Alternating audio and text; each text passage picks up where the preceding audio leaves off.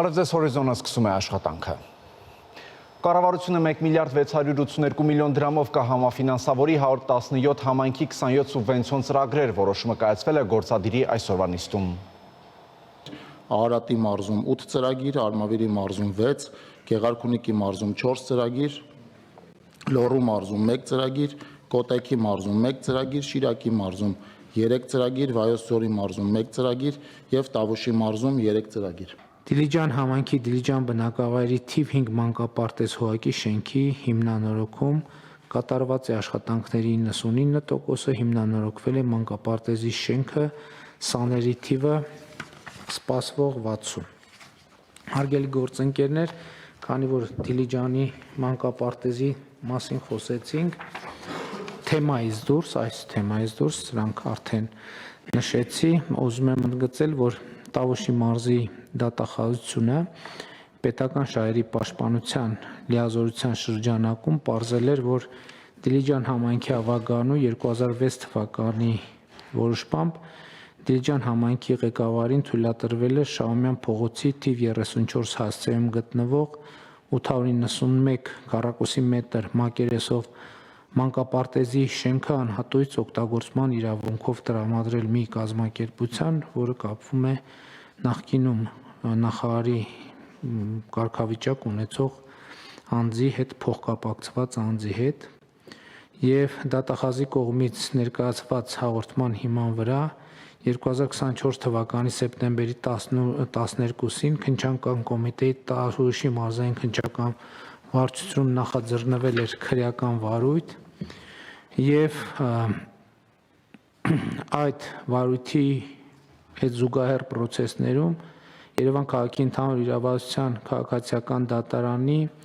2025 թվականի ապրիլի 25-ի վճռով հաստատվել է Դիլիջան համայնքի ղեկավարի եւ նշված կազմակերպության միջև հաշտության համաձայնության արդյունքում Դիլիջան համայնքի վերը նշված մանկապարտեզը վերադարձվել է համայնքին, վճիռը հրապարակման պահից մտել է ուժի մեջ, այսինքն մեր պրոցեսների շրջանակում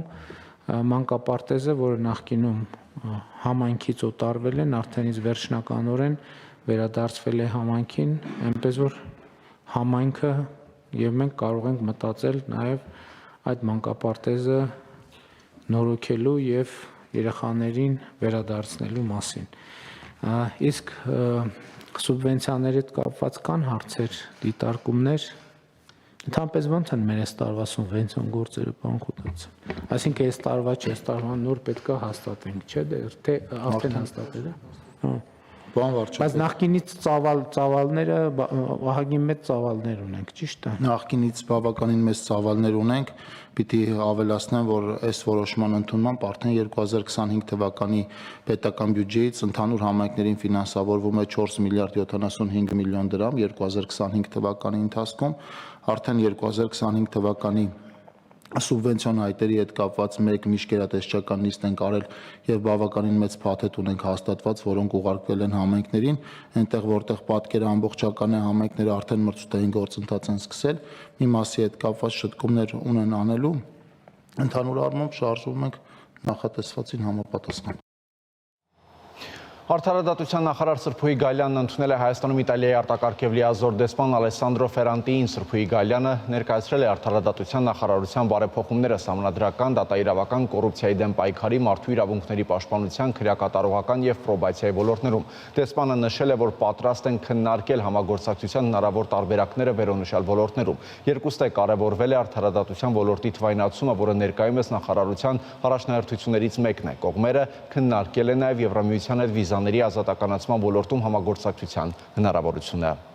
Գորիս համայնքի Հարթաշեն բնակավայրի 3 բնակիչ կտրել տարել են նոր կառուցվող բարձրավոտ էլեկտրացանցի հաղորդալարեր, ներկայացնենք Սիսիանի համայնքային ոստիկանների բացահայտումը։ Համայնքային ոստիկանության Սիսիանի բաժնի ծառայողները ստացել էին օպերատիվ տեղեկություն, որ Գորիս համայնքի Արթաշեն բնակավայրի 3 բնակիչ Երևան-Մեղրի ավտոճանապարհի 198-ից 199-րդ կիլոմետրերի հատվածում կառուցվող եւ կարևորագույն նշանակություն ունեցող բարձրավոլտ ցանցի էլեկտրասյուներից կատարում են հաղորդալարերի գողություն։ Հետագա միջոցառումներով պարզվեց, որ նրանք կտրած գողացված հաղորդալարերը տեղափոխելու համար բարձել են 33-ամյա Հարտաշենցու վարած բեռնատարը։ Գողության ժամանակ օգտագործած գործիքներն էլ թաքցրել են ավտոմեքենայում։ Ապրիլի 20-ին ժամը 17:17-ին բեռնատարը հայտնաբերվեց նույն ավտոճանապարհին։ Վարորդը 36 եւ 17 տարեկան ուղևորները գողություն կատարելու կասկածանքով ձերբակալվեցին ու ներկայացվեցին Սիսիանի բաժին, իսկ մեքենան տեղափոխվեց պահպանվող հատուկ տարածք։ Սյունիքի մարզային քննչական վարչությունում նախաձեռնված քրեական վարույթի շրջանակում կատարված խոզարկությամբ մեքենայում հայտնաբերվեցին ավելի քան 1600 մետր ալյումինե հաղորդալար եւ ալյումինե դետալներ, նաեւ հանցագործության գործիքները, էլեկտրական մետաղահատիչ, շարժիչային գեներատոր, ակցան։ 33-ամյա վարորդի տան եւ օժանդակ շինությունների խոզարկությամբ հայտնաբերվել են նույն տեղից գողացված հաղորդալարեր, հեղիոս մանեքներով արկղեր, մետաղյա դետալներ։ 3 անձի մեղադրանք է ներկայացվել։ Նախաքննությամբ հանգամանքները պարզվում են։ Վարչապետ Նիկոլ Փաշինյանը X-ի իր միկրոբլոգում շնորհավորել է կանադայի վարչապետ Մարկ Քարնիին եւ լիբերալ կուսակցությանը կանադայի դաշնային ընտրություններում հաղթանակի առթիվ։ Հայաստանը գնահատում է կանադայի հետ իր հարաբերությունները հիմնված բարեկամության եւ ընդհանուր արժեքների վրա։ Ակնկալում ենք հետագայում ամրապնդել եւ խորացնել մեր փոխշահավերտ համագործակցությունը, գրել է նա։ Վերջին շաբաթների ընթացքում Միացյալ Նահանգներն արդեն մի քանի անգամ է զգուշացրել, որ եթե Ռուսաստանն ու Ուկրաինան խաղաղության հաստատման կոնկրետ առաջարկներ չանեն, ապա Միացյալ Նահանգները հետ կկանգնի միջնորդի դերից։ Այդ մասին հերթական անգամ Միացյալ Նահանգների պետքարտուղար Մարկո Ռուբիոյի խոսքերը փոխանցել է պետքարտուղարության խոսնակը։ Ավելի վաղ Միացյալ Նահանգների նախագահ Դոնալդ Թրամփը ABC-ին տված հարցազրույցում ասել էր, որ Ուկրաինայի հակամարտությունը գտնվում է վերջնական փուլում եւ իր կարծիքով Ռուսաստանի նախագահ Վլադիմիր Պուտինը ցանկանում է ավարտել պատերազմը։ Հունգարիան որոշել է դադարեցնել միջազգային քրեական դատարանին անդամակցությունը, կառավարության որոշումը հաստատել է երկրի խորհրդարանը։ Երկրի արտաքին գործերի նախարար Պետեր Սիարտոն քրեական դատարանը անվանել է քաղաքականացված հաստատություն եւ նշել, որ իրենք չեն ցանկանում լինել դրա մաս։ Կառավարությունը այդ որոշման մասին հայտնել էր այս ամսվա սկզբին, երբ Բուդապեշտ էր ժամանել Իսրայելի վարչապետ Բենյամին Նեթանյահուն, որին ձերբակալելու օրդեր է տրվել միջազգային քրեական դատարանի կողմից։ Ըստ կարգի Բուդապեշտը պարտավոր էր կատարել դատարանի որոշումն ու ձերբակալել Նեթանյահուին, սակայն Հունգարիայի վարչապետ Վիկտոր Օրբանն անձամբ երաշխավորել էր, որ Իսրայելի վարչապետը իր երկրում չի ձերբակալվի։ Ստամբուլում շարունակում են վերացնել ապրիլի 23-ին տեղի ունեցած երկրաշարժի հետևանքներն ու գնահատել վնասը։ Միաժամանակ իշխանությունները խոստովանել են, որ պատրաստվում են նոր շատ ավելի ավերիչ երկրաշարժի։ Երեկ նախագահ Էրդողանը այդ խնդրի նվիրված կառավարության հատուկ խորհրդակցություն է հրավիրել։ Թեմայի շուրջ գործընկերս Քրիստինա Լագուլյանը զրուցել է Արտյոմ Երկանյանի հետ։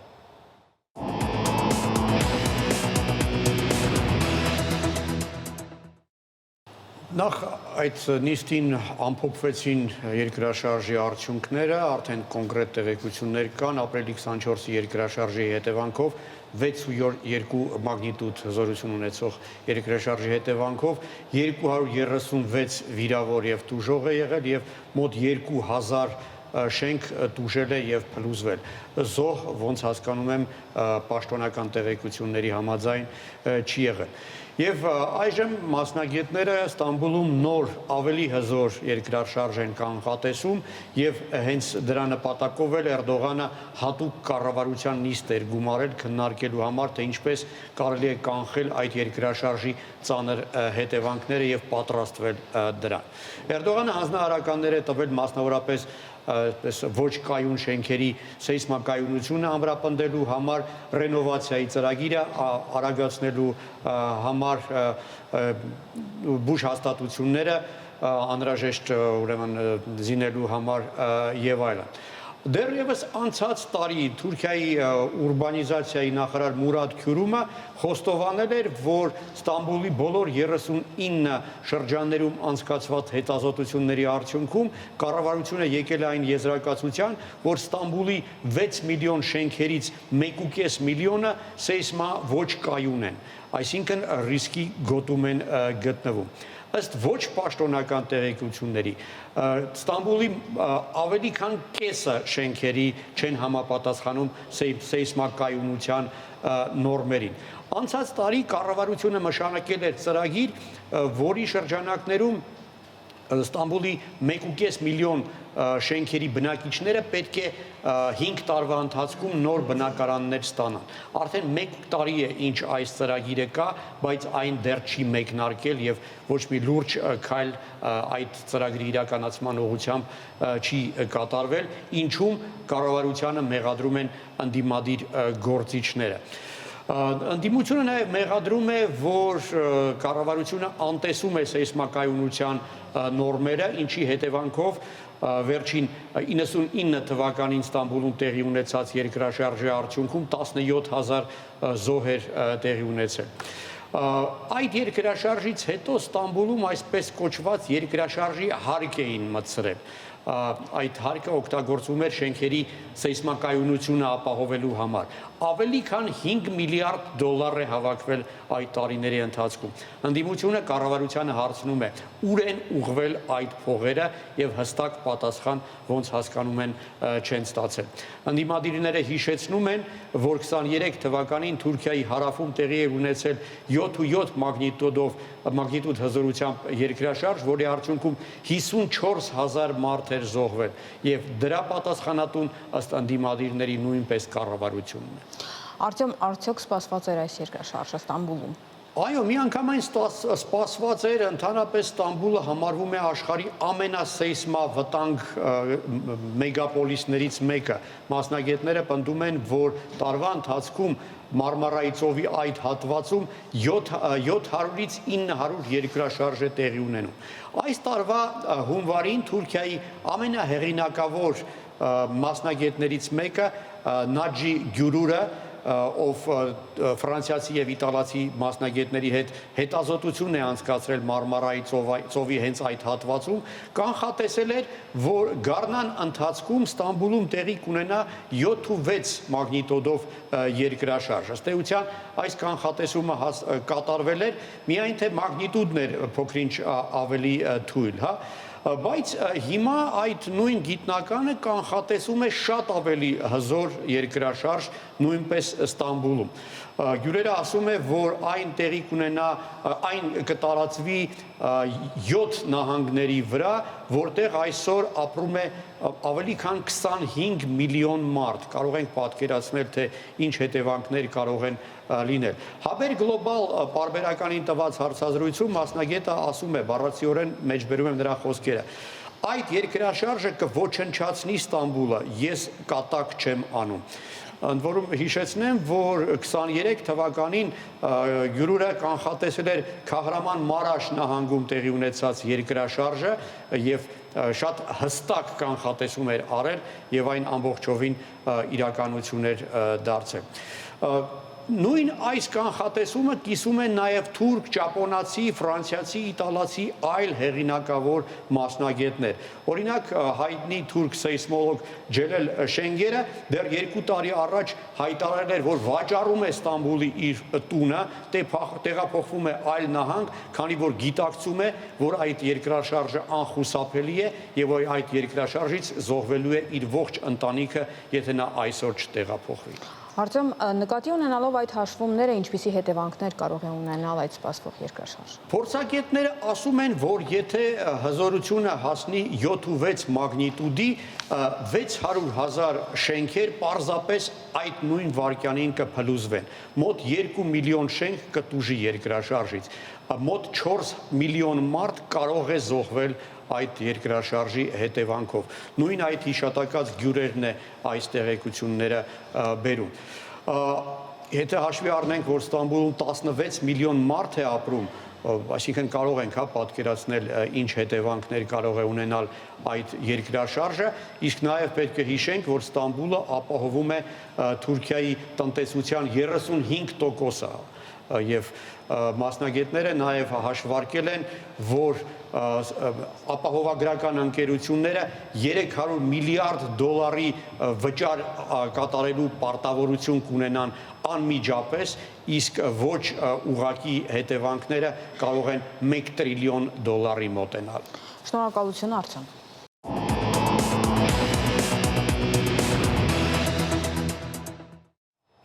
Խոշոր հրդեհ Թբիլիսիում հրդեհը բռնկվել է Թբիլիսի երկաթուղային կայարանի հարակից հրապարակում գտնվող շուկայում տեղական լրատվամիջոցները տեղեկացրել են, որ հրդեհի վայր է ժամանել մոտ 10 հրշեջ մեքենա, ականատեսները հայտնել են, որ հրդեհը բռնկվել է վաղ առավոտյան երկրորդ հարկում գտնվող կոշիկի խանութում։ Կրակը բավական մեծ տարածք է ընդգրկել, պատճառների մասին դեռևս հայտնի չէ։ Այսքանն ենք առանձնացրել այժմի համար, կհանդիպենք ժամը 15-ին առայժմ։